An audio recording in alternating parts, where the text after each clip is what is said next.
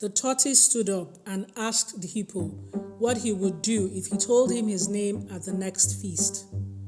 The hippo laughed and replied that if indeed the tortoise was able to guess his name right during the next party, he and his whole family would leave the land and would dwell in lakes henceforth.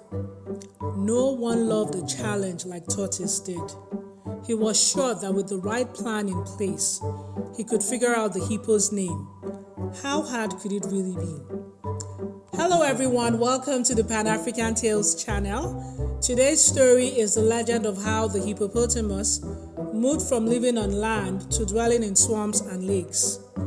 Yes, according to African folklore, hippos used to live on land.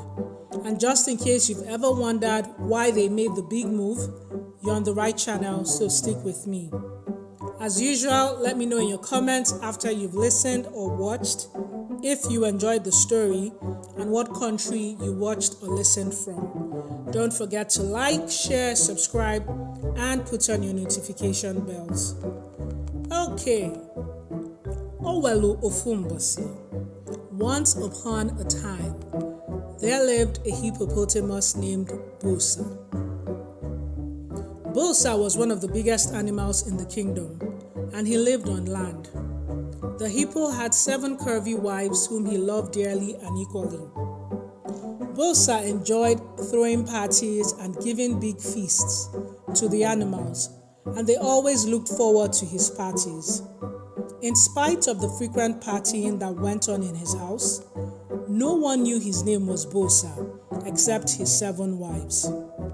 One fateful day at one of the banquets, just as the people were about to sit down, the hippo announced, "You have come to eat and drink at my table, but none of you knows me by my name.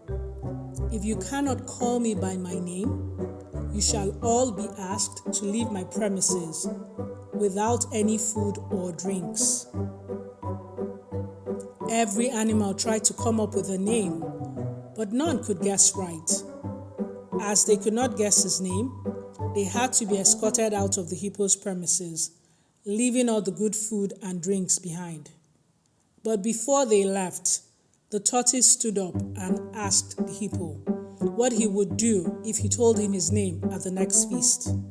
The hippo laughed and replied that if indeed the tortoise was able to guess his name right during the next party, he and his whole family would leave the land and would dwell in lakes henceforth.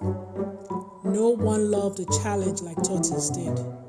He was sure that with the right plan in place, he could figure out the hippo's name.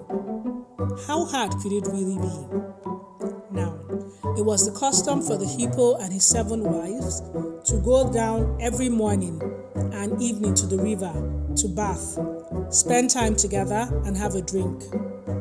The tortoise was well aware of Bosa's routine with his wife, as he had spotted them at the river on many occasions. The hippo would walk in front, and the 7 wives would follow. One day, when they had gone down to the river to bathe, the tortoise made a small hole in the middle of the narrow path, often taken by Bosa and his wives to get to the stream.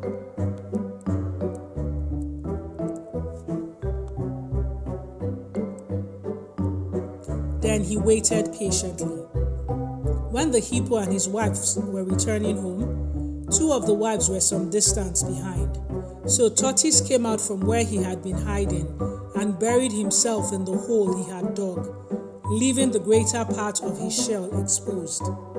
When the 2 wives came along, the first one knocked her foot against the tortoise's shell and immediately yelled out to her husband, "Oh, Bosa, Dim, my husband, Emelugo Maro, I have injured my foot.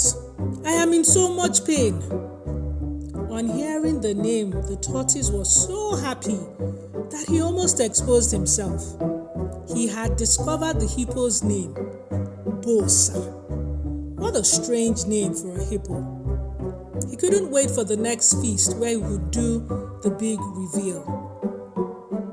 When the next feast was given by the hippo, he gave the same condition about his name.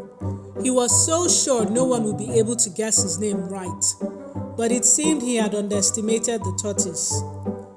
No sooner had Bosa made the announcement than the tortoise got up and said, "Do you promise not to kill me if I tell you your name?" The hippo promised. The tortoise then shouted, "Your name is Bosa." The hall was so quiet, you could have heard a pin drop. Everyone turned to Bosa the hippo, who was so stunned. How in the world did that trickster tortoise find out his real name? He realized he had truly underrated the tortoise. And because he was a hippo of his word, he couldn't go back on his promise. The hippo stood up and took one last look at his beautiful house, and then at the crowd, and finally at Tortoise. He congratulated the tortoise, and a loud cheer went up from all the people. Then they sat down to enjoy the drinks and food that were before them, knowing fully well that it would be the last time they would be able to gather together at the hippo's house again. When the feast was over, Bosa the hippo with his 7 wives, in fulfillment of his promise, went down to the river where they made a new home for themselves, and they have lived in water, lakes, swamps ever since. That's the end of my story today. This one was a bit short. I really hope you enjoyed it. If you did, please leave your comments and comment, share, tell everyone about us, put on your notification bells. We'll be telling you more beautiful, scrumptious stories, and we are so grateful that you take the time and effort to actually listen to us. So thank you, and I'll see you in the next one. Ciao.